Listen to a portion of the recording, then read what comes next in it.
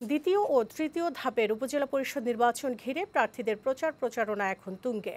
সকাল থেকে মধ্যরাত পর্যন্ত পাড়া মহল্লা অলিগলি চষে বেড়াচ্ছেন প্রার্থীরা। ভোটারদের মন জয় দিচ্ছেন উন্নয়নের নানা প্রতিশ্রুতি, জানাচ্ছেন ভোট কেন্দ্রে আসার আহ্বান। সংবাদদাতাদের পাঠানো তথ্যচিত্রে খালিদ হাসানের প্রতিবেদন।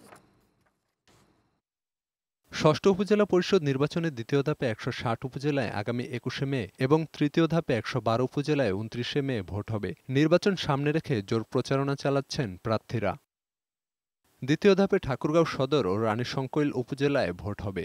দুটি উপজেলায় চেয়ারম্যান, ভাইস চেয়ারম্যান এবং মহিলা ভাইস চেয়ারম্যান পদে মোট ২১ জন প্রার্থী প্রতিদ্বন্দ্বিতা করছেন। ভোটারদের দ্বারে দ্বারে গিয়ে উন্নয়নের প্রতিশ্রুতি দিয়ে ভোট চাচ্ছেন তারা। এত আগ্রহ ঠিক জানি না কেন, আমি হয়তো মানুষের অনেক সেবা দিছি এবং তৃণমূল মানুষের সাথে আমার সম্পর্ক অনেক বেশি।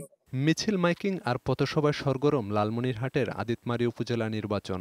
ভোটারদের কেন্দ্রে গিয়ে পছন্দের প্রতীকে ভোট দেওয়ার আহ্বান জানাচ্ছেন প্রার্থীরা।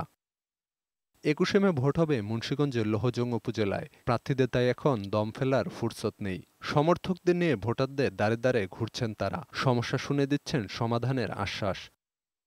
চারিদিকে পোস্টার, ব্যানারে ছেয়ে গেছে কুমিল্লা সদর, দক্ষিণ, বরুড়া, মুরাদনগর, বুড়িচং ও দেবিদ্বার উপজেলা। প্রচারণায় ব্যস্ত প্রার্থীরা। উন্নয়নের বার্তা নিয়ে প্রার্থীরা ছুটছেন ভোটারদের কাছে। প্রতিশ্রুতি দিচ্ছেন সংকটে পাশে থাকার। তৃতীয় ধাপে নোয়াখালী সদর, কোম্পানীগঞ্জ ও বেগমগঞ্জ উপজেলায় ভোট হবে।